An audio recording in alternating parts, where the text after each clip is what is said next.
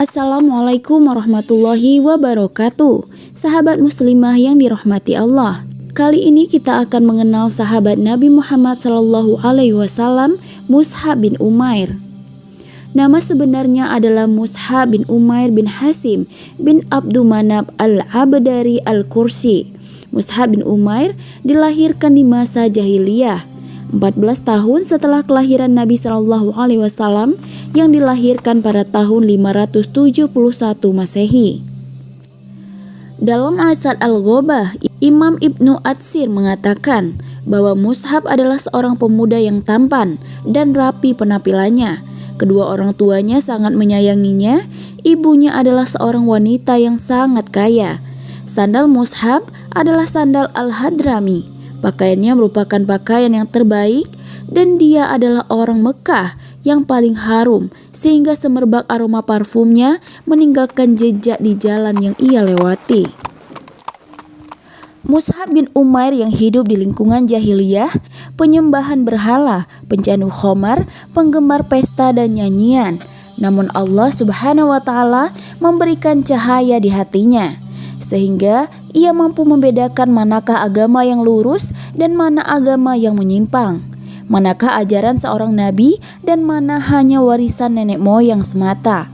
Maka ia bertekad mendatangi Nabi SAW di rumah Al-Arqam dan menyatakan keimanannya. Sejak saat itu, ia rajin mengikuti majelis yang diadakan oleh Rasulullah SAW.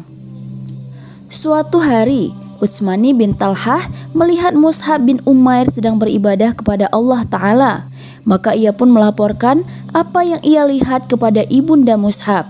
Ibunya kecewa bukan kepalang, mengancam tidak akan makan dan minum, serta terus berdiri tanpa naungan, baik di siang yang terik atau di malam yang dingin, sampai Mus'hab meninggalkan agamanya. Tapi hal itu tidak menggoyahkan Mus'hab. Mus'hab pun ditangkap oleh keluarganya dan dikurung di tempat mereka, diisolasi dari pergaulannya. Mus'hab juga mendapat siksaan fisik. Ibunya yang dulu sangat menyayanginya, kini tega melakukan penyiksaan terhadapnya. Warna kulitnya berubah karena luka-luka siksa yang menderanya. Diriwayatkan dari hadis Tirmidzi, tubuhnya yang dulu berisi mulai terlihat mengurus.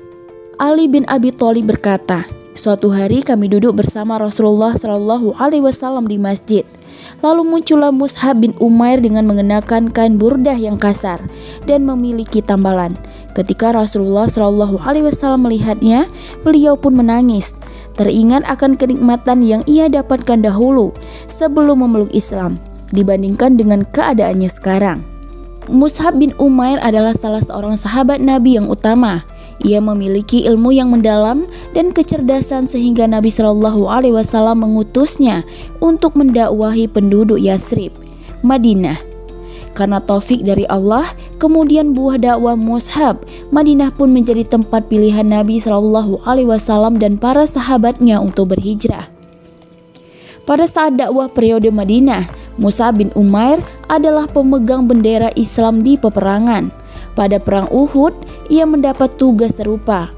Muhammad bin Syarahbil mengisahkan akhir hayat sahabat yang mulia ini, di mana beliau berkata, Mus'hab bin Umair radhiyallahu anhu membawa bendera perang di medan Uhud. Lalu datang penunggang kuda dari pasukan musyrik yang bernama Ibnu Kumayyah al-Laitsi yang mengira bahwa Mus'hab adalah Rasulullah. Lalu ia menebas tangan kanan Mus'hab dan terputuslah tangan kanannya.